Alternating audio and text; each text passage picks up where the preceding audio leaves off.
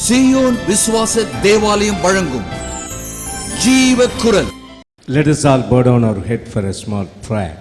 இந்த மாலை கூட்டத்திற்காக நம் கண்களை மூடி தலைகளை தாழ்த்தி நாம் ஜெபிக்க. Most gracious loving Father, மிகவும் இரக்கமுள்ள விலையேற பெற்ற எங்கள் பரலோக பிதாவே, God of Abraham, Isaac and Jacob, Abraham, ஈசாக்கு, யாக்கோபு என்பவர்களின் தேவனாகிய கர்த்தாவே, God Almighty, creator of this heaven and earth, சர்வ வல்லமையுள்ள தேவனே, வானத்தையும் பூமியையும் சிருஷ்டித்தவரே, O Lord Jesus Christ, you are the way, you are the life, you are the truth, O Lord.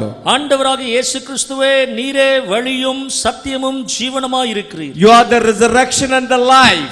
நீரே உயிர்த்தெழுதலும் ஜீவனுமாய் இருக்கிறீர். You are the light of this world. நீரே இந்த உலகத்திற்கு ஒளியாய் இருக்கிறீர். There is no other God other than thee, O Lord. உம்மை அன்றி வேறே ஒரு தெய்வம் இல்லவே இல்லை ஆண்டவரே. Lord, fill this Zion Faith Tabernacle Church with thine Holy Spirit. ஆண்டவரே, இந்த சீயோன் விசுவாச தேவாலயத்தை உம்முடைய ஆவியினாலே நிரப்புவீராக. Bind all the evil forces against this church.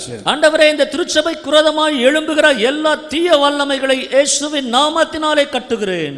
Use them mightily for the extension of thy glory. ஆண்டவரே, உம்முடைய நாமத்தின் மகிமை கென்று இவர்களை வல்லமையாய் பயன்படுத்தும். Lord, especially your beloved servant Victor Jnanaraj, use him mightily, O Lord. விசேஷமாக உம்முடைய தாசர் தேவ ஊழியர் விக்டர் ஞானராஜ் அவர்களை வல்லமையாய் பயன்படுத்தும். Lord, teach us deep into thine word. ஆண்டவரே, இன்னும் ஆழமான வார்த்தையின் சத்தியங்களை வெளிப்படுத்துவீராக. As we meditate upon your eternal city Jerusalem, ஆண்டவரே, உம்முடைய நித்திய நகரமாகிய எருசலேமை குறித்து நாங்கள் தியானிக்கும் பொழுது teach us more to understand thy plan. உம்முடைய திட்டங்களை குறித்து இன்னும் அதிகமாய் அறிந்து கொள்ள எங்களுக்கு உதவி In செய்வீராக. Jesus name we pray. இயேசுவின் நாமத்தில் ஜெபிக்கிறோம். Amen. Amen. Amen. Dear brothers and sisters, அருமையான சகோதர சகோதரிகளே, last night we saw the beginning of the history of the Jerusalem and Israel. இஸ்ரவேல் மற்றும் எருசலேம் பட்டணத்தினுடைய ஆரம்ப கால சரித்திரத்தை நேற்றைக்கு இரவு கூட்டத்திலே நாம் பார்த்தோம். As we have seen, Bible speaks about Israel 2540 times. 2540 முறை வேதாகமம் இஸ்ரவேலை குறித்து இதிலே எழுதியிருக்கிறது. And about Jerusalem, it speaks about 815 times about Jerusalem. எருசலேமை குறித்து 815 முறைகள் வேதத்திலே எழுதப்பட்டிருக்கிறது. We have seen how this city 70 times besieged in the history. இந்த சரித்திரத்திலேயே எப்படி எருசலேம் பட்டணமானது 70 முறை அது சத்துருக்களால் அது முற்றுகை போடப்பட்டிருக்கிறது என்பதை நேற்றைக்கு பார்த்தோம். 5774 years of history. 5774 வருடங்களின் சரித்திரம். It is having a peace only 268 years. இந்த இத்தனை ஆண்டு சரித்திரத்திலே 268 ஆண்டுகள் மாத்திரமே சமாதானத்தோடு இந்த பட்டணம் காணப்பட்டது. 46 times it's changed hands.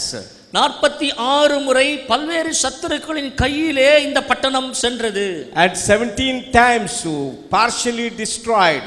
17 முறை பகுதி பகுதியாக இந்த பட்டணம் அழிக்கப்பட்டது. 13 times fully burned down. 13 முறை முழுவதுமாக இந்த பட்டணம் தீக்கிரையாக்கப்பட்டது. We have seen after that how Solomon built this temple of Jerusalem. இவைகளுக்கு பின்பு எப்படி சாலமோன் ராஜா எருசலேம் பட்டணத்திலே தேவனுடைய ஆலயத்தை மிக பிரம்மாண்டமாக கட்டினான் என்று சொல்லி பார்த்தோம். 960 BC he built the temple. கிமு 960 இந்த ஆலயத்தை கட்டினான். And 586 BC destroyed by the Nebuchadnezzar of Babylon. Babylon ராஜாவாகிய நேபுகாத்நேச்சாரினாலே கிமு 586 அது அழிக்கப்பட்டது. After that, during the time of Esther, they came, Ezra, Nehemiah and Zerubbabel started building the small temple.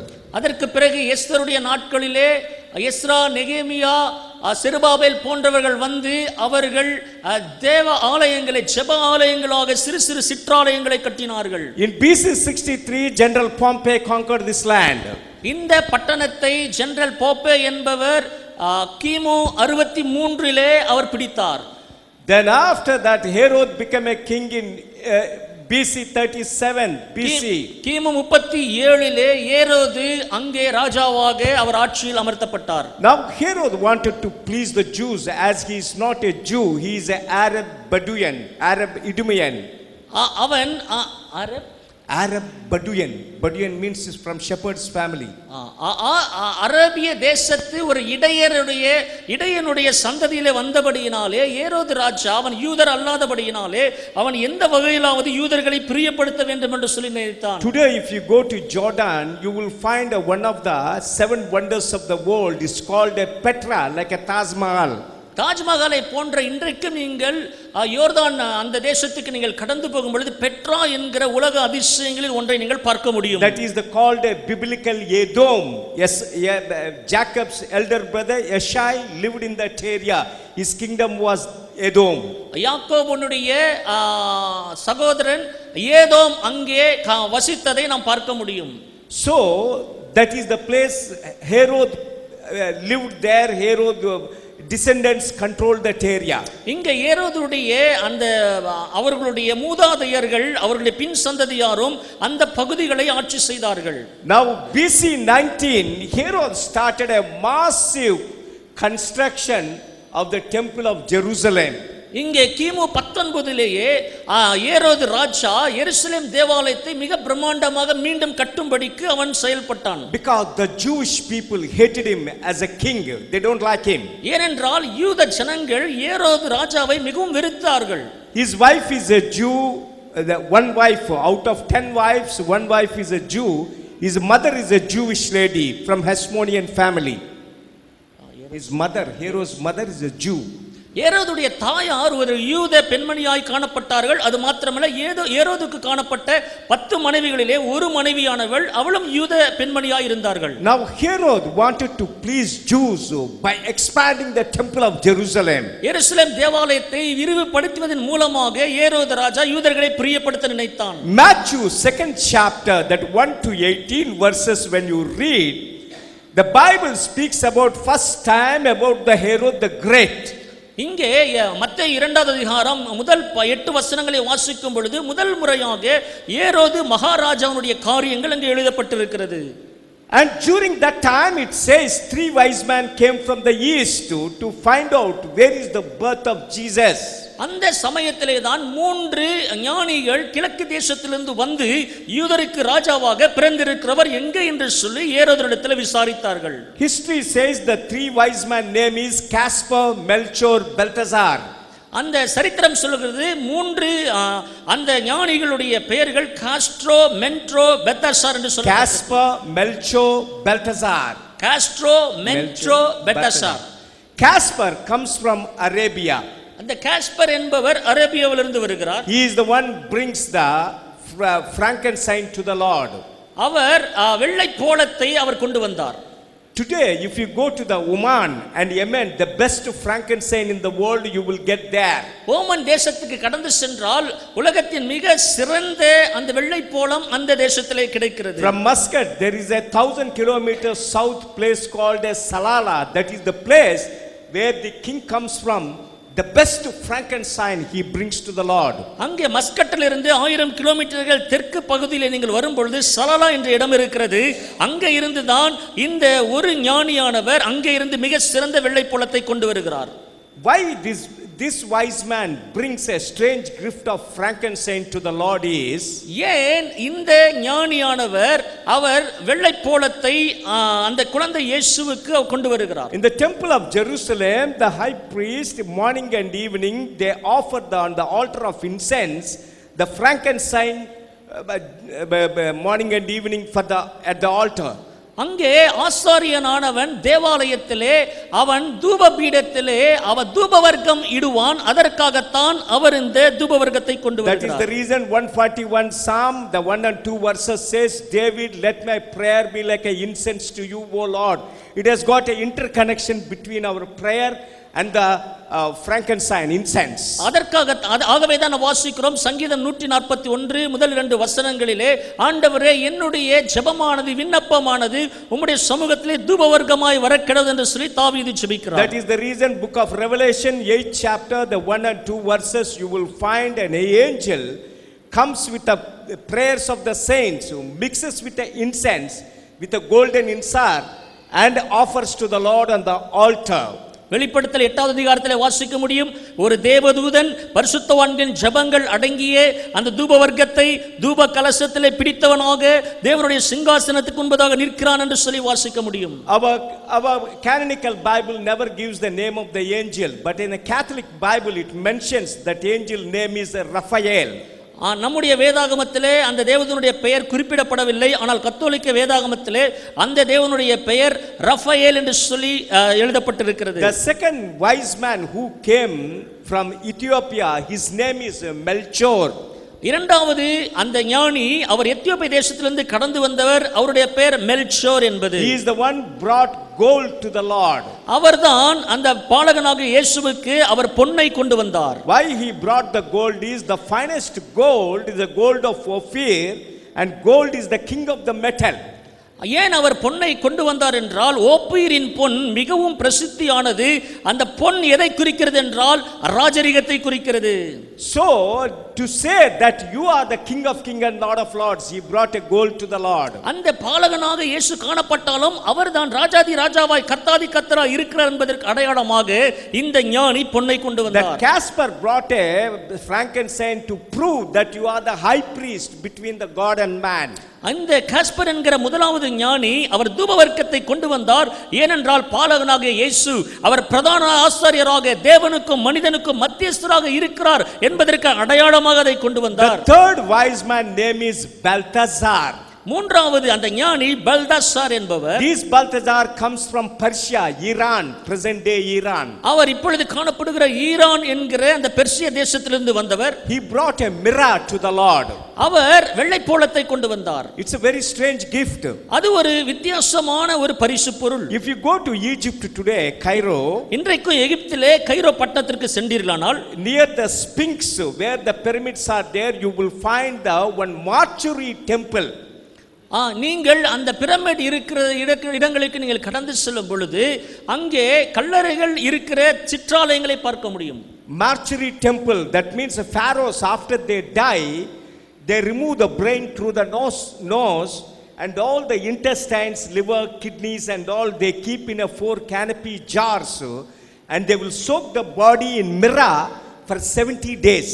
அவர்கள் அந்த பார்வோன் அந்த ஸ்தானத்தில் இருக்கிற மரித்து போகிற ராஜாக்களை பார்வோன்களை அவர்கள் மூக்கு துவாரத்தின் வழியாக மூளையை வெளியே எடுத்துவிட்டு அதே போல வயிற்றில் இருக்கிற குடல்கள் மற்ற உறுப்புகளை எடுத்துவிட்டு அந்த வெறும் சடலத்தை சரீரத்தை மாத்திரம் அவர்கள் வெள்ளை போலத்திலே 70 நாட்கள் ஊற வைப்பார்கள். 70 days they will soak the body inside the mirror.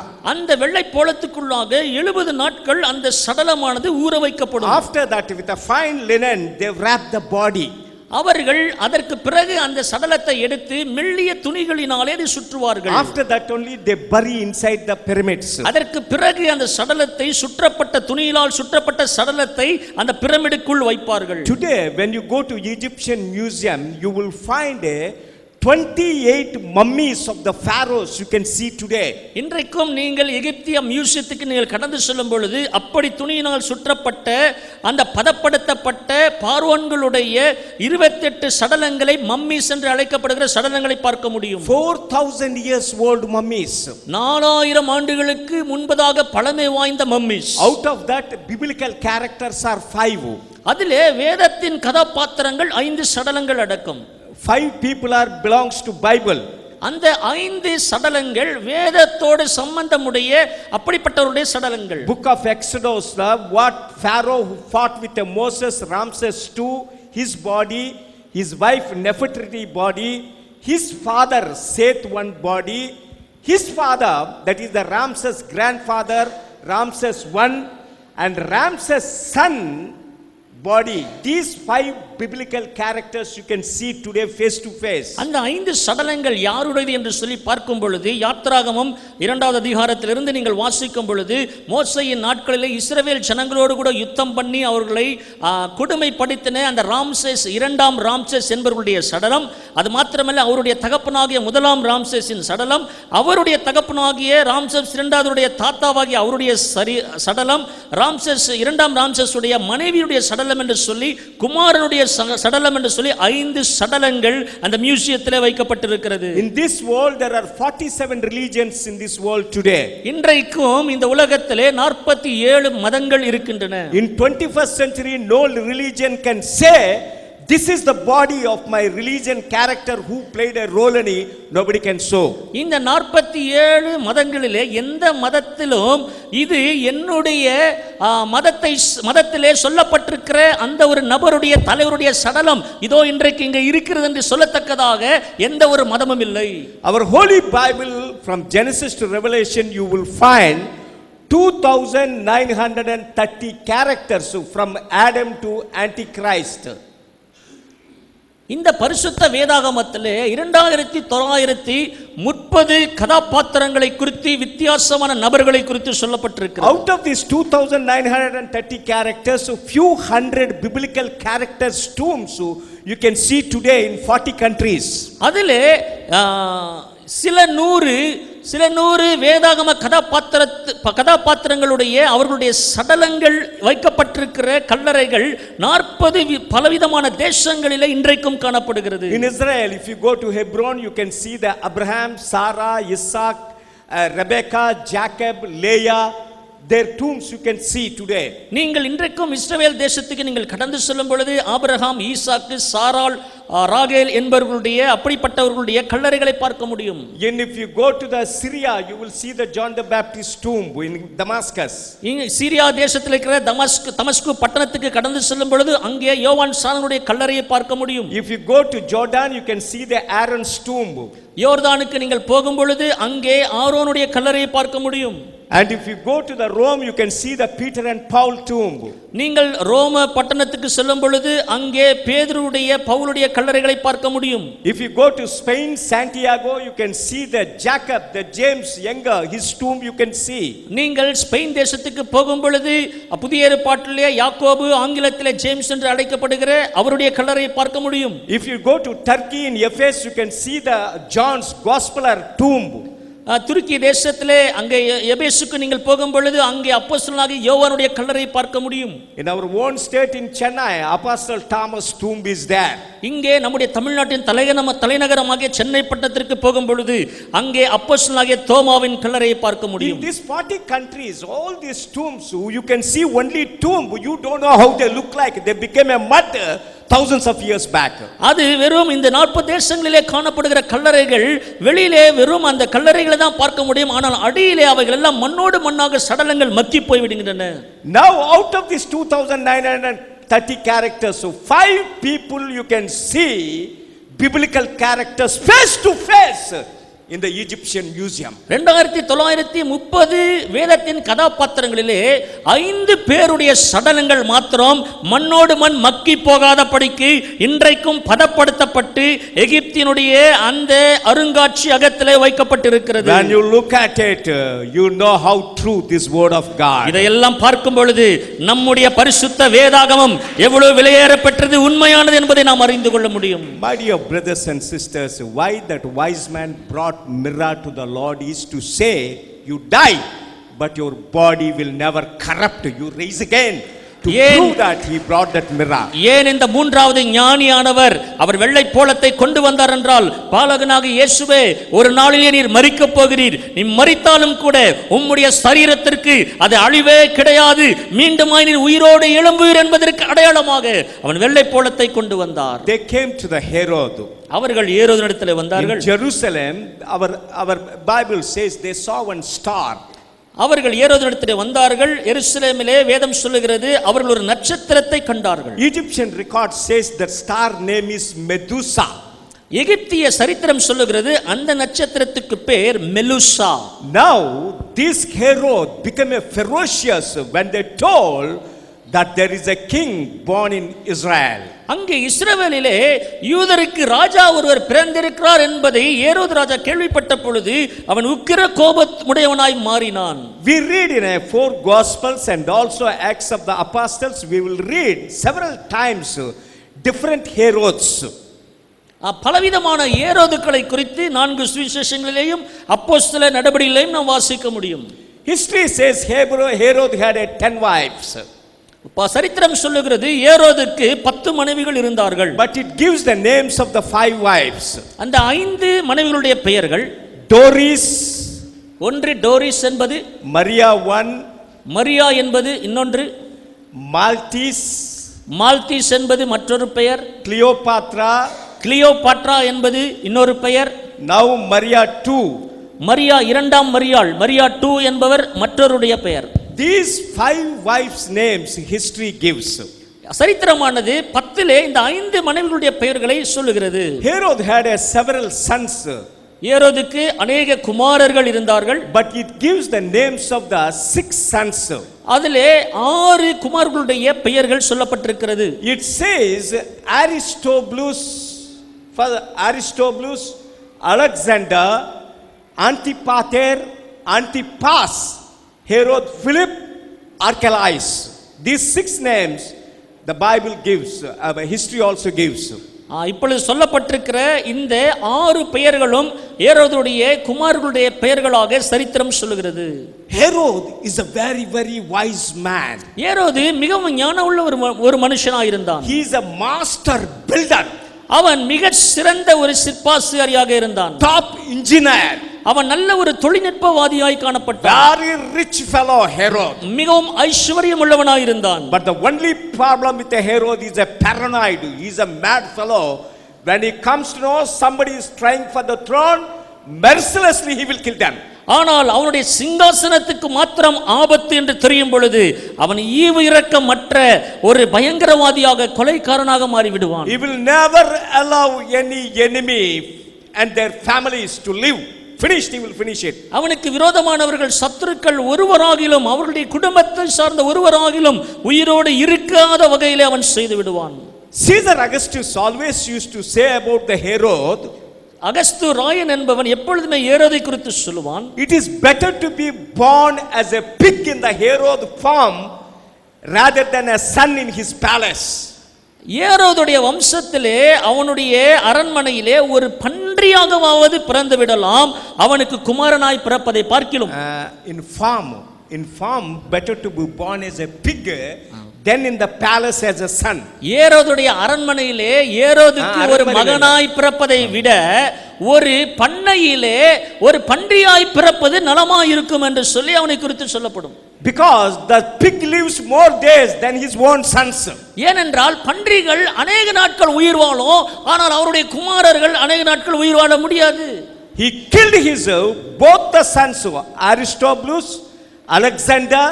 Then after that he killed another son also, Antipater. All 3 of them he killed. ஏரோது ஈவு இரக்கம் இல்லாமல் தன்னுடைய சொந்த குமாரர்களாகிய அரிஸ்டாட்டில், அலெக்சாண்டர் என்ற இன்னும் மற்றொரு மூன்றாவது குமாரனையும் அவன் ஈவு இரக்கம் இல்லாமல் கொன்று விடுகிறான். He killed his first wife, second wife, Mariamma 1, who is the daughter of the Hasmonean king.